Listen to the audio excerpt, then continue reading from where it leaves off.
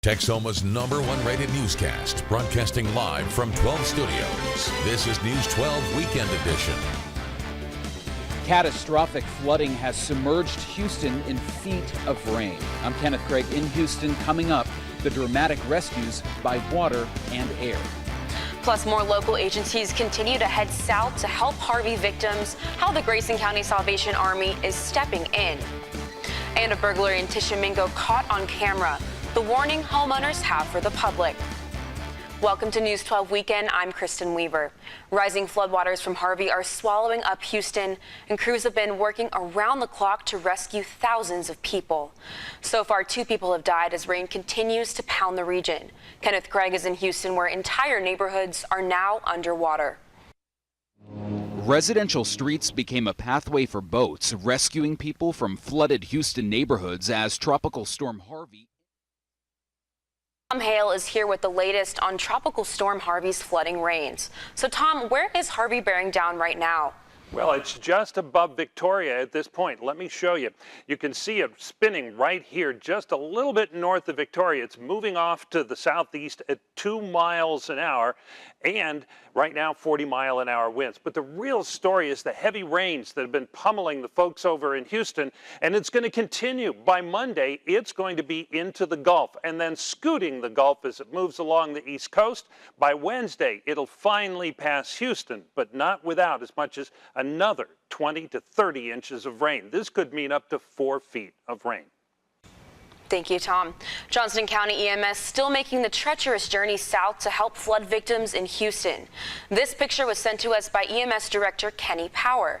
He tells us their unit, along with several others, were forced to stop along the way from San Antonio this afternoon due to a passing tornado.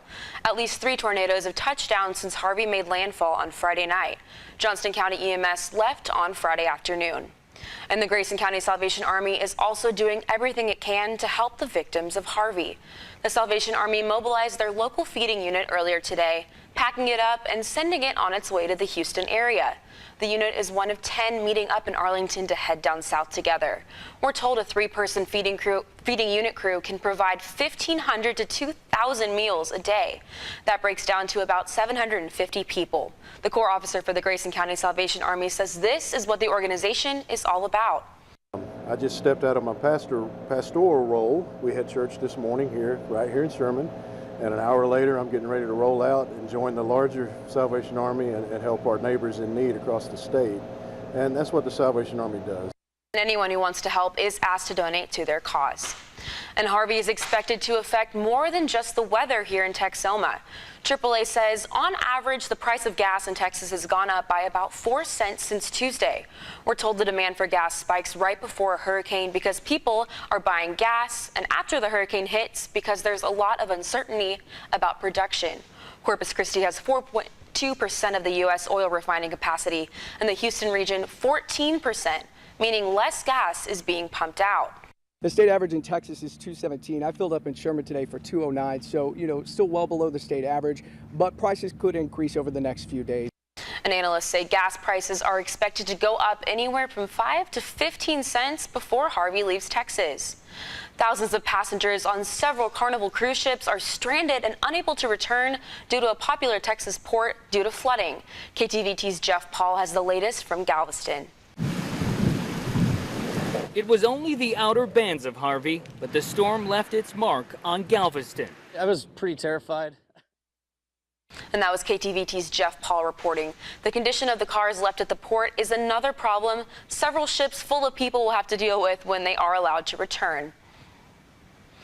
Caught on camera, an ATV nearly stolen from a Tishomingo home. It happened just after 4:30 a.m. yesterday. Now watch as the suspect comes around the tree and makes his way to one of the four-wheelers. Homeowner Mike Jumps says the prowler used some kind of tool to try and start the vehicle, but their dog started barking, waking up him and his wife.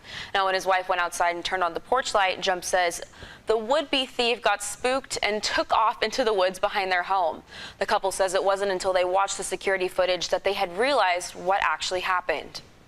Tishomingo is a wonderful community. It's full of just real genuine, good, hard-working people. and so it was kind of a surprise. And the four-wheeler is now broken. Jump says police did come out and investigate. We reached out to them, but we haven't heard back yet. Now we're taking a live look outside this evening. The skies are cloudy, and some are wondering if Harvey could affect our forecast. Meteorologist Tom Hale is in the Weather Center with your answer coming up next.